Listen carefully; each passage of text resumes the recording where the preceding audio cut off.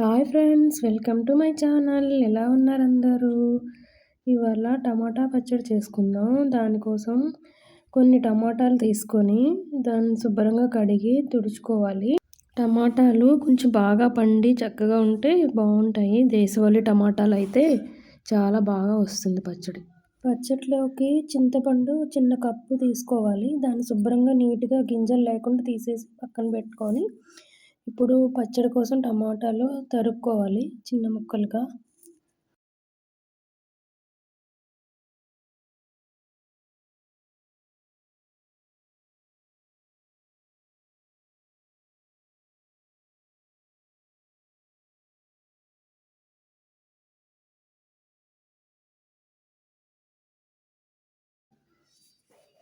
ఇప్పుడు తరుక్కున్న టమాటాలు చింతపండు కలిపి మిక్సీ వేసుకోవాలి. ఇప్పుడు ముందు మిక్సీలో చింతపండు వేసుకోవాలి. నీట్గా చేసుకుని గింజలు లేకుండా ఉన్నది. ఫస్ట్ చింతపండు వేస్తే తొందరగా నలుగుతాయి అన్నమాట. ఇది లేకుండా తర్వాత టమాటాలు వేసుకోవాలి. టమాటా ముక్కలు వేసుకొని మిక్సీ పట్టుకోవాలి కొంచెం మెత్తగా. దానికోసం ఒక మూకుడు పెట్టుకొని పల్లి ఆయిల్ వేసుకోవాలి. పల్లి ఆయిల్ అయితే పచ్చడి టేస్టీగా వస్తుంది. పల్లి ఆయిల్ ఉంటే సరే, లేదంటే ఏ ఆయిల్ అయినా పర్వాలేదు. ఇందాక చేసుకున్న టమాటా ప్యూరీ వేసుకోవాలి.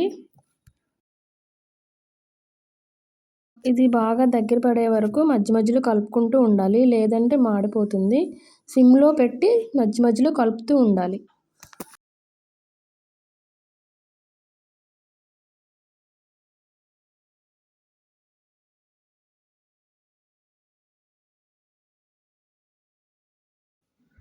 దానికోసం ఒక హాఫ్ గ్లాస్ ఉప్పు తీసుకోవాలి.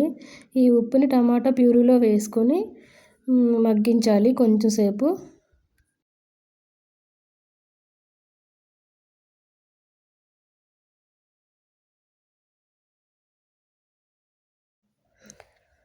అదే గ్లాస్తో కొంచెం హాఫ్ కన్నా కొద్దిగా కారం ఎక్కువ ఉండేటట్టు తీసుకోవాలి. తర్వాత మెంతులు, దానికోసం మెంతులు వేయించుకోవాలి. ఒక 2 స్పూన్స్ మెంతులు వేసుకొని వేయించుకోవాలి దోరగా వేగే వరకు. ఇప్పుడు మెంతులు వేగాక ఆవాలు ఒక 3 స్పూన్స్ వేసుకొని అవి కూడా చిటుపట్లు ఆడే వరకు వేయించుకోవాలి. ఇప్పుడు అవి రెండు చల్లారాక చిన్న రోల్లో దంచుకోవచ్చు, లేకపోతే మిక్సీలోనే వేసుకోవచ్చు. ఇది మధ్య మధ్యలో కలుపుతూ ఉండండి అడుగంటకుండా.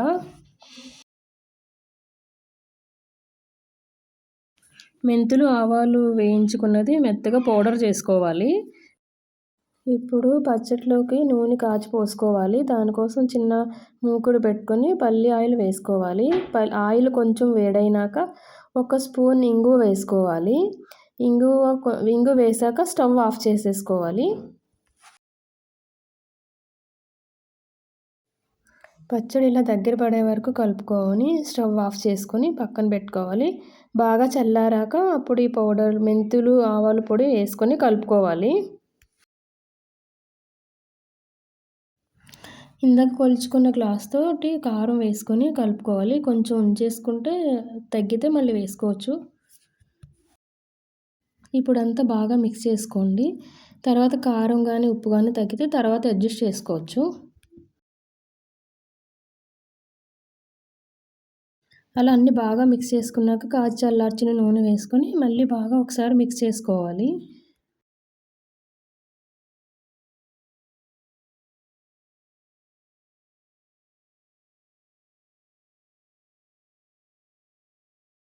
అంతే ఫ్రెండ్స్, అయిపోయింది. ఎలా ఉందో ట్రై చేసి చూడండి. చూసి ఎలా వచ్చిందో ఒకసారి కామెంట్స్లో పెట్టండి. మా పాపకు కూడా పెట్టిచ్చా, బాగుందని చెప్పింది టేస్ట్.